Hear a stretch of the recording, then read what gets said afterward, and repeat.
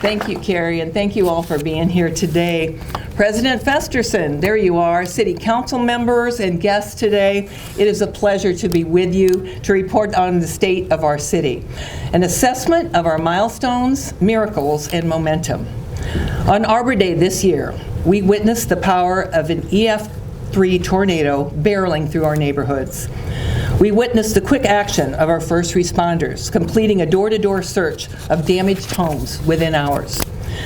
We witnessed our generous and compassionate community giving their time and resources on our shoulder to lean on. And most importantly, we witnessed miracles. Everyone lived. Everyone lived to tell their story of survival and hope and gratitude, and our community responded immediately.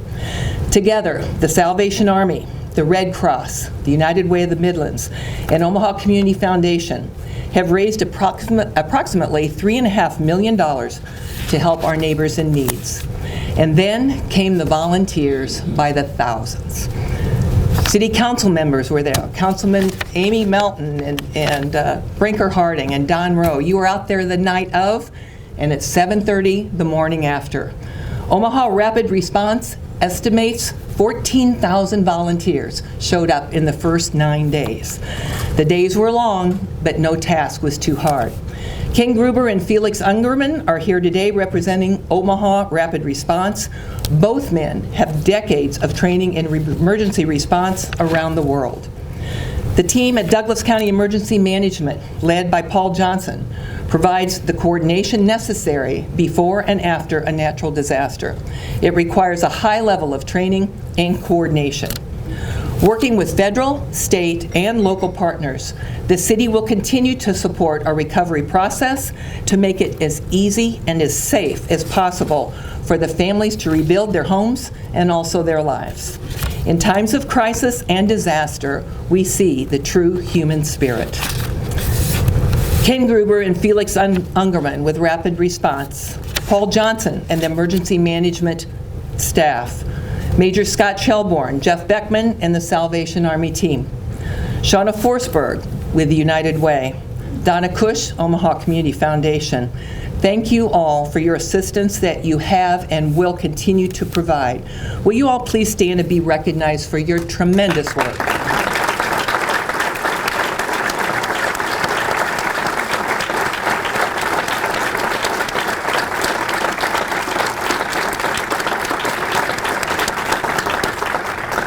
And now something that he's not aware of, but Paul Johnson, could you come forward just for a second? He's like, oh no, what have I done?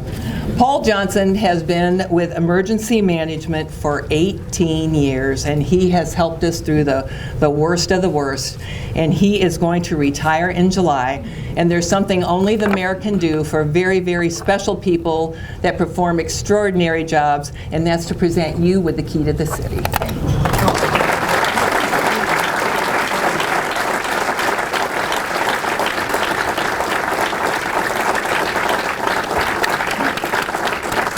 He certainly deserves that one. We reach our milestones, celebrate miracles, and we gain momentum together. Omaha is often recognized for our milestones. Livability has again named Omaha as one of the best places to live in America in 2024, saying Omaha is perfect for families and young professionals. And Forbes just ranked Omaha the #1 on its list, best places to move, giving Omaha a perfect score for affordability, job opportunities, and safety. Every time that Omaha is on a best of list, it is an opportunity to build on a reputation as a city that's on the fast track. One city can definitely set an example, and we are proud to be a national model, especially because we are a safe city. Our successful strategies and partnerships have significantly reduced gun violence and improved police-community relations. Other communities are watching and learning from our success.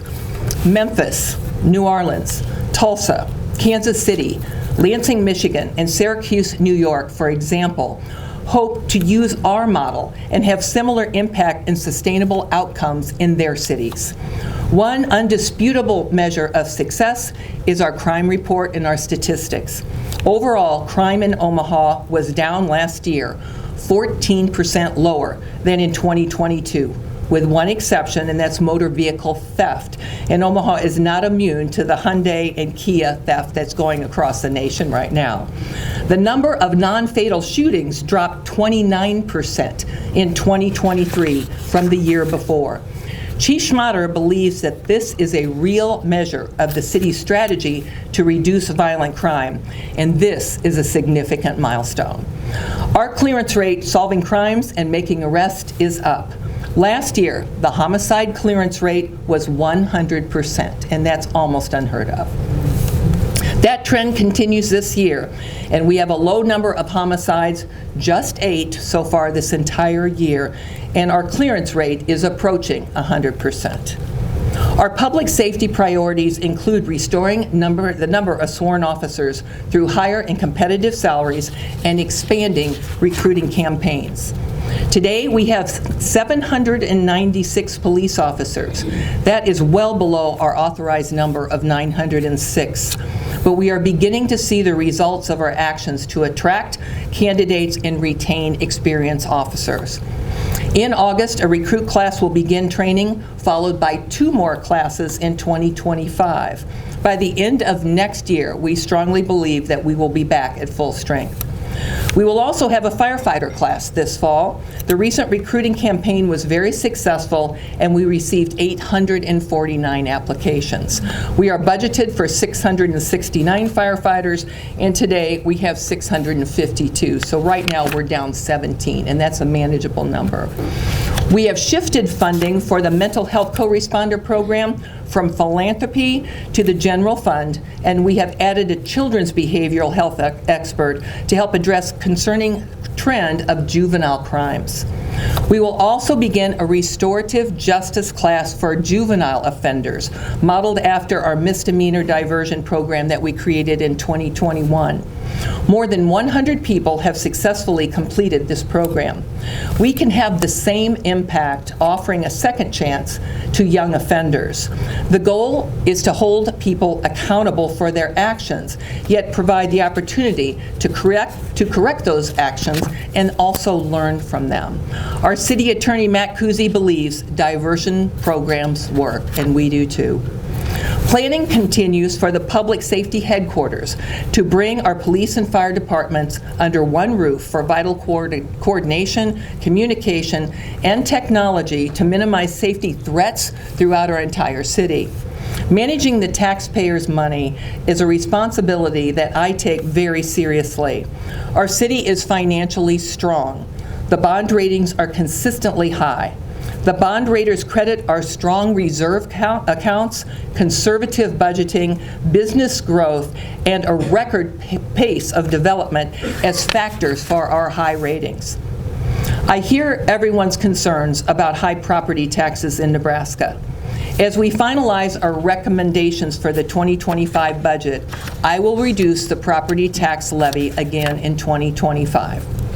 This will be my 5th levy reduction for a total of over 9%. Our levy is at the lowest rate it has been at since 2010.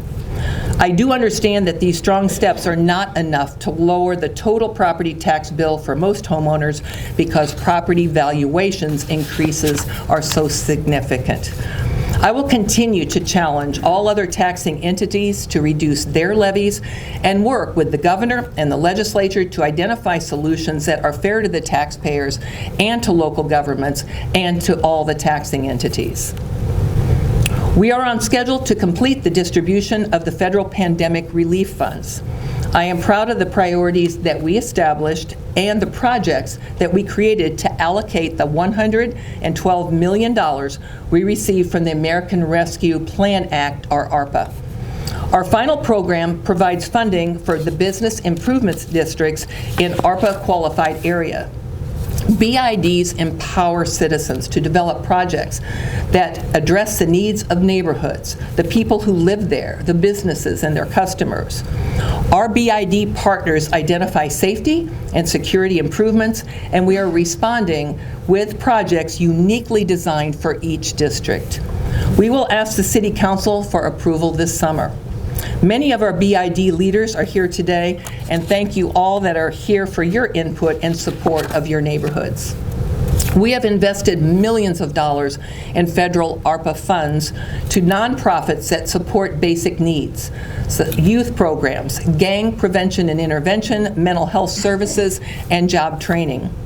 We are spending approximately $12 million to upgrade city parks with new sports courts, spray grounds, playgrounds, trails, and summer camp facilities.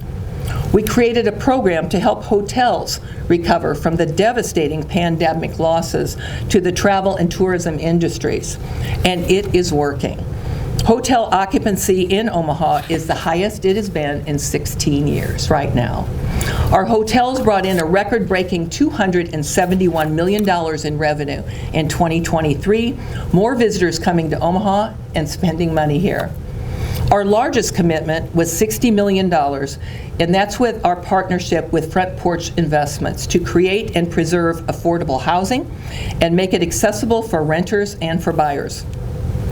Our program has been selected as a case study by the National League of Cities and the American Planning Association as a model for cities trying to address the challenges of affordable housing.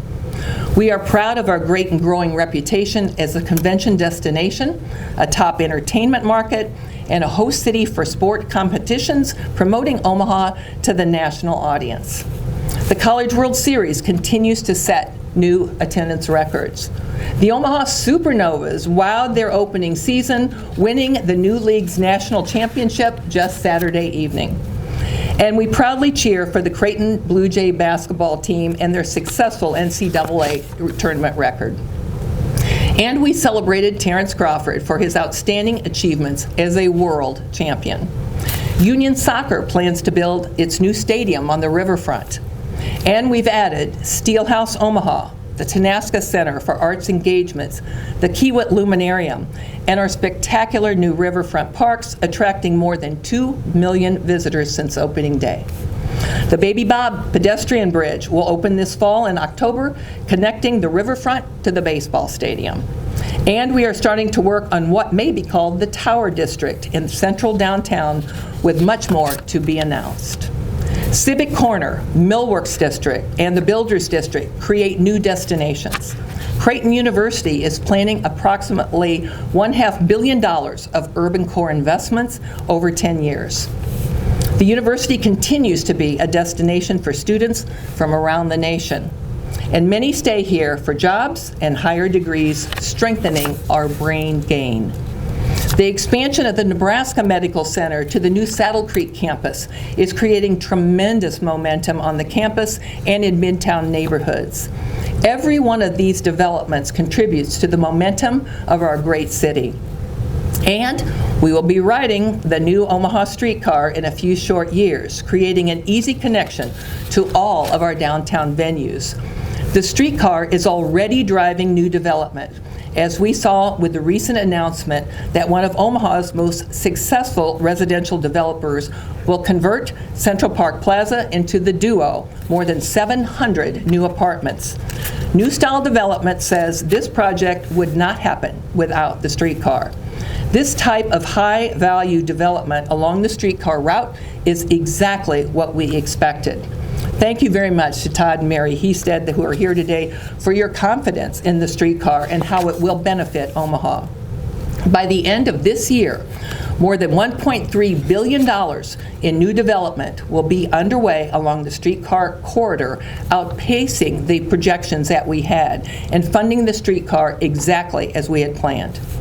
The taxpayers will not pay for the streetcar, and it will not put the city in debt. The Omaha Streetcar Authority has recently approved the contract to purchase the cars and other construction equipment. We applied for and received a federal grant to study the first streetcar extension, which is into North Omaha. It will connect riders to jobs, education, and services, and create affordable housing and commercial development.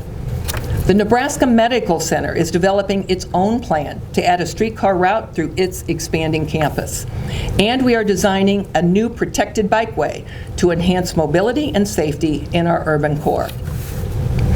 Across Omaha, growth and development is at a record high level. Since my first term, that was started in 2013, we have issued more than 180,000 building permits valued at nearly $11 billion. Historic North and South 24th Streets are being revitalized, building momentum and creating new spaces for innovation, entrepreneurship, and urban living. Epley Airfield is expanding, adding gates and additional services, including international flights and customs. The new Central Library is under construction at 72nd and Dodge, opening in 2026. Heritage Omaha recently announced it has exceeded its goal to raise $158 million, which includes $20 million from the City of Omaha for the new library. We have reached this milestone because of the vision and the commitment of Heritage, its donors, the Omaha Public Library staff, and everyone who has a role in creating this uniquely Omaha community resource. It will greatly increase and improve services and technology for everyone in the city. And we have purchased land for the long-needed library branch in southwest Omaha, and I'm looking at you, Dunro, our 14th Omaha Public Library. I was hearing about that when I had your place on the City Council. We'll get it done. Updated plans for the new Crossroads, for the new development at Crossroads that has been redesigned, a higher value development that we're very excited about. And then look out west with Avenue 1 and Heartwood Preserve. They create business and options in West Omaha. Expansion of the CHI Health Center will make Omaha more competitive for major conventions and events. Tranquility Park Sports Center, surrounded by Tranquility Commons, will attract regional and national tournaments and provide greater access to sports for all young players in Omaha. We will break ground for the Levi Carter Multipurpose Athletic and Community Center this fall in North Omaha. It includes the largest indoor basketball facility in Omaha, the largest soccer complex in North Omaha with 4 synthetic turf fields, up to 20 volleyball courts to support the momentum of youth volleyball, a wrestling room, a state-of-the-art fitness center, and computer labs with broadband access. This will be a city-owned and city-operated facility at Levi Carter. We are creating the Inland Port Authority, and that is to attract new development, business, and jobs in Northeast Omaha. The board will also oversee the creation of an innovation district to increase entrepreneurship and startup opportunities in North Omaha. I will submit appointments for the Inland Port Authority for the City Council approval in early June. We are beginning the important community-driven process to rewrite our city's comprehensive plan, or otherwise known as our master plan. Our current plan was adopted in 1997, and a lot has changed since then. This plan is required by our city charter and state law, and it outlines long-term vision and goals for development and growth in Omaha. The process will offer many, many opportunities for your input. We do have challenges, and every city does. Challenges, though, provide us opportunities for new ideas and new solutions. Facing the challenge of a rapidly aging and damaged streets, we proposed an aggressive long-term solution. In 2020, the voters approved a $200 million bond issue that created the Street Preservation Fund. Since then, we have repaired over 800 miles of road, and we're doing this without increasing taxes. In 2025, we will increase our street resurfacing budget again. I hired the city's first homeless service coordinator to ensure access to services so that more people are able to make a successful transition from homelessness to safe housing and to services. In our first year, over 90 unsheltered households have moved into shelter, housing, or have been connected with services that make transition successful. We have restructured a task force to develop and implement long-term strategies. And for the first time, we recommended the City Council, and the City Council approved city funding for emergency hotel voucher program transitioning into permanent housing. We created a housing relocation plan to provide immediate coordination after sudden loss of housing, such as with the closing of Legacy Crossing in 2022. I do share the public's concerns about encampments on private and public property. Our new strategy to vacate encampments and litter will address these concerns.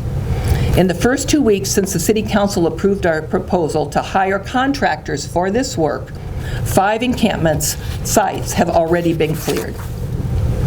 No one should be homeless. Stable housing and services are the solution to end homelessness. We are also addressing the increasing number of fatal crashes on our roads. It is not uncommon for the number of traffic deaths in Omaha to exceed the number of homicides. After a detailed study, a lot of public input, and data analysis, we completed the Vision Zero action plan. We have 25 recommendations and a list of priority road safety projects to reach our goal of ending fatalities in Omaha due to traffic deaths by 2045, an ambitious but very necessary goal. Substantial public input has also been received as we develop the Omaha Climate Action and Resilience Plan. Cities that prioritize climate action and resiliency are making a commitment for a better quality of life for citizens and improving the outlook for businesses and for industry. So, what is the state of our city? Its progress and determination focused on public safety, employment, and business growth, neighborhood revitalization, infrastructure, and economic development.